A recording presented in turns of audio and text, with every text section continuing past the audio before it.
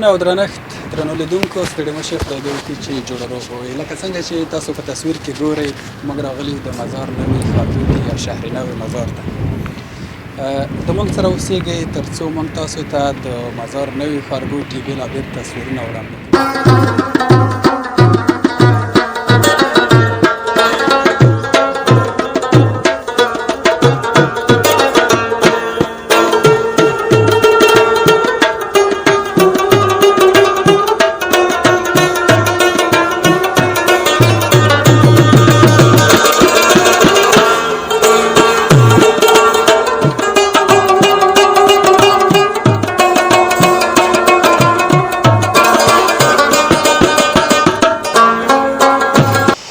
درنو قدرمنو لیدونکو راغلي یو د مزار نوي ښارګوټي یا شهر نوي مزار مدیریت څانګې ته.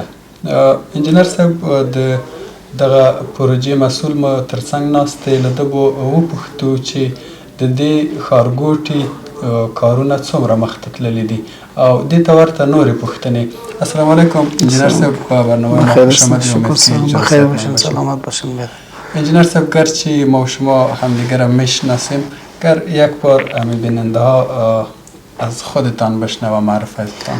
ما اسمم جمال الدین میرزایی است، مسئول تطبیق نقشه پروژه شهرنو و انجینر صاحبی شرکت فرنلاین گروپ هستم. بله، بسیار تشکر.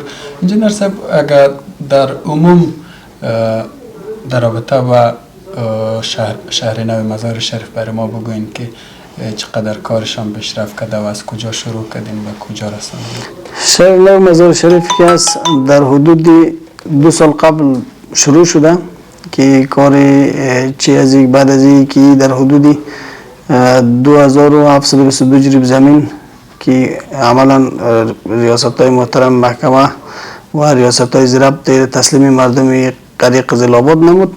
بعد از اون نقشه را وزارت شهرسازی اینجا نقشه را ترتیب و تنظیم کرد. بعد از منظوریش کارهای عملا در ساحه شروع شد که در این نقشه که فعلا وزارت شهرسازی منظور کرده در حدود 700 الی 800 نمرات رهایشی و 500 با بلند منزل گنجانیده شده و از نگاه یک شهر که فعلا در سطح جهان انمی مروج است، از نگاه زیربنایی و یعنی امکانات عامل منفعه و خدماتیش یک شهر مجهز و بی‌نظیر است. بله، امکاناتی از نسبت به ساحای دیگه مزار شریف چی می باشه؟ چقدر بالاتر است و چقدر کمتر است؟ اگه این را برای ما بگویید. تفاوتایی که با شهرک‌های دیگه داره زیادتر در بخش‌های زیربنایی است. یک کمی است که سرک‌هایی که در این شهر مد نظر گرفته شده نسبت به شهرک‌های دیگه بزرگ است. دوم دیگه ای است که بخش خدماتیش است که در 300 فامیل 250 فامیل اینجا بخش های مکاتب و مساجد و یعنی بخش های کودکستان و کلینیک گاهش مد نظر گرفته شده. این بخش های است که نسبت به شهرک‌های دیگه تفاوت دارن. بله، از نگاه آب و برق و گاز و فاضلاب و نلدوانی و از این چیزایش برای ما بگویید. آب و برقش هم بسیار به سیستم مدرن است که دیگه بخش فاضلاب و یاش که فعلا جابگوی کلیش چی افغانستان نیست، هیچ مد نظر گرفته نشده. برای فعلا در این نقشه که منظوری آمده فقط آب و برقش مد نظر گرفته شده. بله، یعنی آب شهری دارن؟ بله. بله، و کاری از این تا چقدر پیش رفته و چقدر شما دیگه زمین دارین که برای مردم ارائه کنید؟ بخش فروشات نمراتش تقریبا 60% فروش شده که از این 40%ش باقی ماندهش هست که انشاءالله در مدت 2 سال دیگه خلاص میشه فروشات زمینش. و بخشی مردم که عملا اینجا زندگی میکنه بخش فروشات تقریبا از 60% فروش 50% از این آبادی خود شروع کرده که عملا کار شما دیدین جریان داره و 30 فامیل تقریبا اینجا آمده زندگی میکنه که بخش خدماتیش هم برای ما مد نظر گرفته شده. تا جایی که انجینر صاحب ما از کارهای شما میفهمم، شما یک بخشی از کارهای خودتان به مهاجرین هم اختصاص داده بودین که برای از او کردیت بود یا تخفیف بود، چی بود؟ امور یک کمی برای ما بله، برای مهاجرین ما یک چی داشتیم همی بود که نسبت به سایر مردمی که اینجا زمین خریداری میکنه یک تخفیفی برای اونا مد نظر گرفته ریاست همی شهر نو که اونا بیا اینجا میتونه از مستفید شه، کدام مشکلی نیست. بله دوستای عزیز، شمایی که در کشورهای خارج زندگی میکنین باید مطلع باشین که شهر نو مزار شریف حتما یک چیزی در نظر دارن برای شما. و همچنان انجینر صاحب گرامی در رابطه با کار برای ما بگوین که بعضی از مردم ما به این باورند که در افغانستان فعلا کار نیست و ساخت و ساز و یا را بسته کردن از طریق دولت، از طرف دولت یا امارت اسلامی بسته شدن.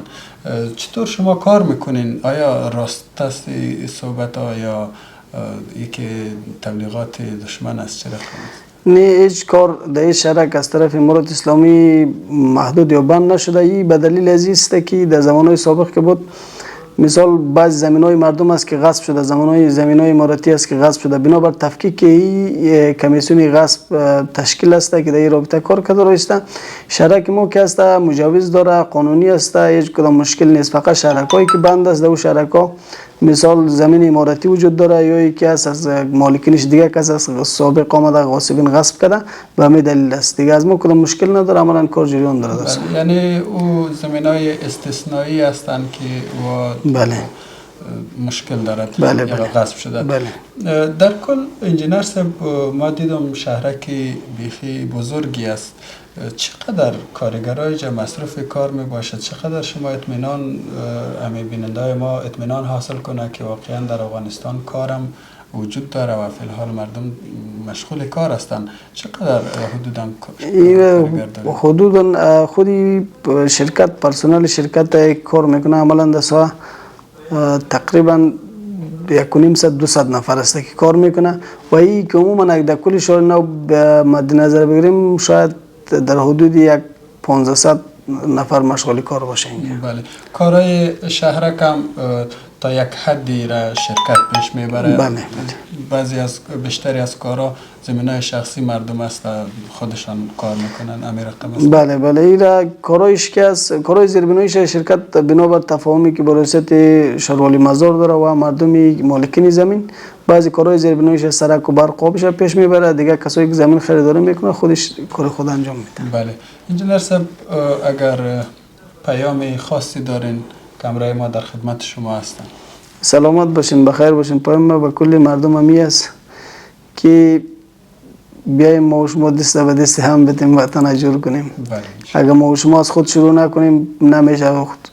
تو نکردی، من نکردم، این نکرد، آن نکرد، باز نمیشه جور. به دست به دست هم بدیم وطن آباد کنیم. ما در پشتو یک ضرب المثل داریم، میگه یو لاس نټق نخیجی. بله بله. بسیار تشکر. سلامت باشین. سلامت و زنده باشین انجینر صاحب.